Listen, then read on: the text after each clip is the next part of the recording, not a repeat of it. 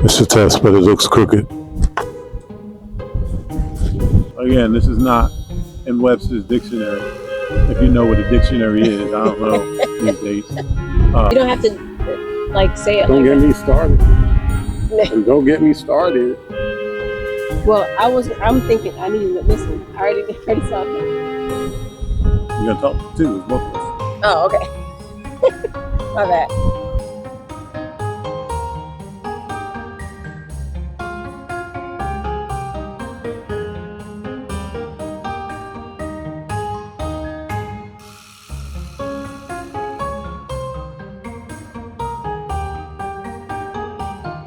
Welcome to Team Whittaker. Welcome back. Huey Whittaker here. Barbara Whittaker, coming live to you from the great country of Jamaica. YahMon. Listen, in this episode, we're digging into something deep. Let me ask you a question. Are you really building wealth, or are you deep into your $8 latte luxury candle era? Or are you refinancing your house every year like it's a loyalty program and the only thing that you're building is your loan term? How about insurance? Are you overlooking the fact that at any moment, anytime, something could happen? Who's backing you? What's protecting you? And are you just overlooking the fact that insurance is a good idea in many situations, insuring yourself, your family, and your assets? We're not here to judge. This is a no judgment zone in this community of ours. And listen, we've made the same mistakes over and over again, but it's a conversation that needs to be had. So in this episode, we're going to be talking about some of the most common mistakes, the most common financial mistakes that people make, and they don't even recognize that it's really taking them backwards instead of forward in their wealth building journey. To be honest, a lot of the times, people in general and the public are making decisions after something has happened, and it kind of forced them into it. Not being prepared is what is most common. So grab a notebook, take a listen. If you find yourself in any of these situations, don't feel bad. We've all been there. But you have an opportunity to say, okay, maybe this is something that I can change to move forward. First mistake. Many people make purchases instead of investments. So why that's a problem is because purchases typically end up in a zero return scenario for the buyer. An investment, which is a part of the solution, can turn that money into something or grow over time, either leveraging, an asset long term, or finding a way where cash flow can start to come in and you can maybe start receiving checks, i.e. dividend payments over time. Financial mistake number 2, perpetual refinancing. Growing up in the Black community, you find a lot of people, they own a home, great, that's a great first step. But then they get into the refinance cycle where they say, oh, my house has built a little equity, I'm gonna take this money out. And then they take it out for not a great reason. They may say they wanna go on a vacation or they need to buy a vehicle. And those are not good reasons to refinance. When you refinance, you are extending the amount of time it's going to take you, in most cases, to pay off your mortgage, which means you're tied to that lender for an extended period of time. The goal should be to make sure you always have a mortgage that is very affordable. And then if you come across the opportunity of an investment, for example, where you can make a return that's higher than the interest rate you're paying on the money that you're borrowing on your current mortgage, then that is a good time to refinance. Sometimes taking money out to purchase another property that's going to bring in cash flow on a monthly basis, that could be a good reason if the numbers work out. So just think through when you're going to refinance, if you're refinancing to make your payment lower, which we understand is necessary in cases that your lifestyle, your situation changes and you may need to make more affordable payments. However, we encourage you to never make that choice for depreciating assets or for things that you don't really need in the moment. So the next financial mistake that can really impede your strategy is not getting insurance. And this covers several areas. There's several types of insurance. There's personal insurance, life insurance, general liability for businesses, overhead, there's disability insurance, to cover an income stream that you might be receiving. There's all kinds of insurance. And for some that have some assets, some umbrella insurance and things like that are extremely important as well. Life insurance, I think I mentioned, and I want to mention it again because it's that important. imagine in Florida, we're in Jamaica now, but in Florida, we have a Skyway bridge.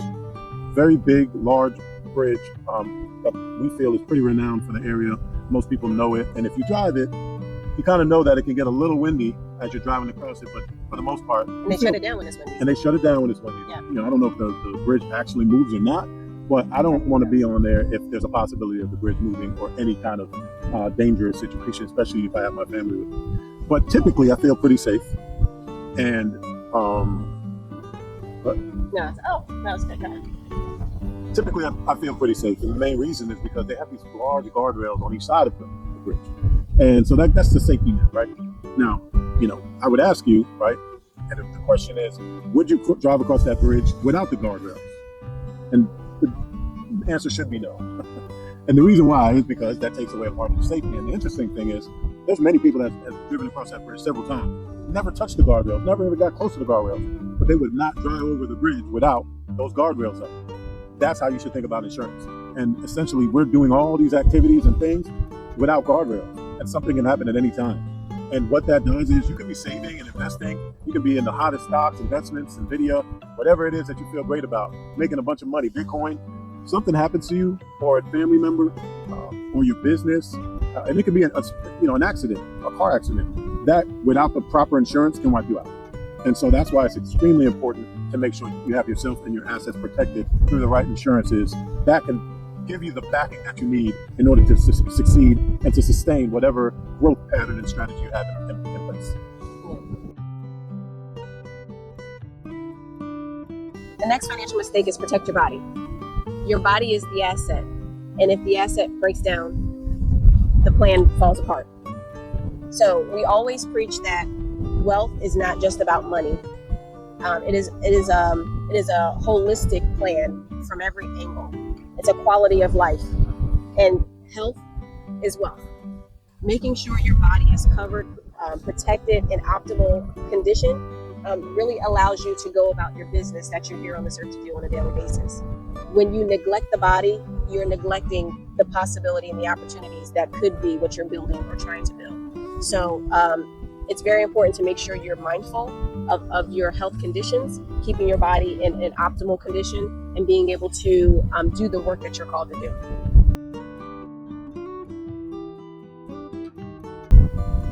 And the final financial mistake we feel, again, this is not in Webster's dictionary. If you know what a dictionary is, I don't know these days. But our analysis tells us is avoiding seeking counsel, which is biblical. And so we feel that that's extremely important. There's a lot of smart people, and we feel confident about our abilities and what we do. But there's things that we know we just don't do. That's not what we do on a daily basis. Yeah. And I think once you come to that realization of, you know what, just like I feel confident about what I do and I bring to the table for maybe one of your clients or a friend, a family member, you should also know the next thing, how vulnerable you can be. So for us, like Huey said, in anything that we are looking to get into that is new, that's a new adventure or endeavor or investment, we are always seeking expert advice. We think it's integral. It has been very important to our growth over the years. We really encourage you to seek expert advice. A lot of advice is free. We've said it in other videos already, and we haven't posted many videos, but this is something that we really feel is important. And just quickly, as an honorable mention, this is part of the list, but it really is quitting too soon. We find so many people that start a budget for 3 days and then they're done. They didn't stick to it because something caught their eye. We want you to understand that there's distractions everywhere. We've been distracted. We've been taken off a course, off a path, and then we catch ourselves. We were kayaking today, and we had a plan to come back, and we kind of just like taking a rest, but you see it's really windy, and we kind of just drifted. And when we looked up, we saw how far away we were from where we started by not doing anything. We were just sitting there. So, and that's kind of how quitting affects your financial journey, is you're not doing anything, but it's pulling you further and further and further away from where you really could be at that point in time in your life. Another honorable mention would be a financial plan. And when we say financial plan, there's several variations. Again, you can have a written plan, comprehensive plan, a modular plan that's designed specific for the thing that you want to plan for. And what we're saying really, I think, is a general idea of what you want to do financially. Yeah. Right? Just have some sort of level of understanding of what you want your money to do, and maybe some timeline that you can measure against it, so that you understand how far or how close you are at some given time. Don't overthink it. Yeah, it doesn't have to be complicated. It can be complicated though, and that can And you also grow. help you. And that might be what you need, but it can also be very simple. Because if you don't have anything, implementing something is going to improve the situation at some level. But just remember what Barbara said, right? And I think it's integral, and it's kind of the piece that I will add, and hopefully you'll hear this if you continue to listen to us. Is as we were drifting away from that starting point, right? So as we do nothing, that affected our ending place, and then we had to work harder just to get to where we started. Like, we had to work harder. So the more we did nothing, we had to work harder just to get back to where we were. Yeah. And so every day we make a conscious decision, and we recognize that we're either getting better or we're getting worse every single day. And so that works with the whole kayaking and the wind. Yeah, that works kind of with what we were just saying with the kayaking, because as we sat there, did nothing, we drifted further apart, which required us to work harder just to get back to the starting point. And again, we make that decision consciously, like every day, that we want to continue to move in the direction in which we desire that our plan dictates. Last honorable mention, lifestyle creep. You get that raise at work, you get that additional income coming in, you're getting a payment coming from somewhere that you didn't expect. And instead of putting that money to work, you start using it. You increase your bills, you increase your lifestyle, you start buying more of something that you didn't necessarily need at that point in time. It catches up with all of us. I think that's a hard decision where, people are like, well, when can I, start doing this if I'm making more money? And nobody can give you that answer per se. It depends on your specific situation. But the best example we can give you is that you should be over time spending less of your money to fund your lifestyle. And so if you are finding yourself month to month trying to keep up, and you get an increase and you're still trying to keep up, we suggest you to kind of introspectively look at those things that you kind of added on, that extra Netflix or the upgrade of some type of subscription, or those additional stops, or ordering out more food. All of those really interfere with or play a part in the lifestyle creep. Yeah, you should live the way you want to live, but understand it costs to live the way you want to live. And if you're not there yet, you might have to sacrifice for another year or two, but it's like a car. The faster you go, the longer it takes to stop, right? The higher the speed limit, or the higher the speed that you go, the longer it takes to stop, whether you hit the brakes or not, right? And so you have to build that up. You have to get to speed first before you can, get all those little pieces of your lifestyle that you want to build in. Because the sooner you add those pieces before you're ready, the more it prohibits you from getting to that final destination. So to recap, first financial mistake is making purchases and not investments. Financial mistake number 2, refinancing without a real strategy. Next is skipping getting yourself insured or covered. Financial mistake number 4, not taking care of your body. And lastly is not seeking counsel, is a rounding out of the mistakes that people make from a financial wellness and success standpoint that we feel we wanted to bring to the table, to have a conversation around between us two. And if you feel, like you want to join in the conversation, obviously we take on the comments and, obviously share. We want people to kind of continue to move into the community that we're hoping to build.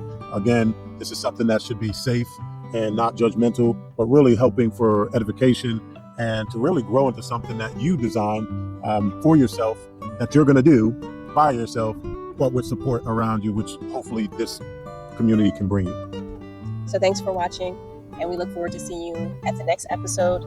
Until then, stay strong, grow bold, be fruitful. Bye. Later.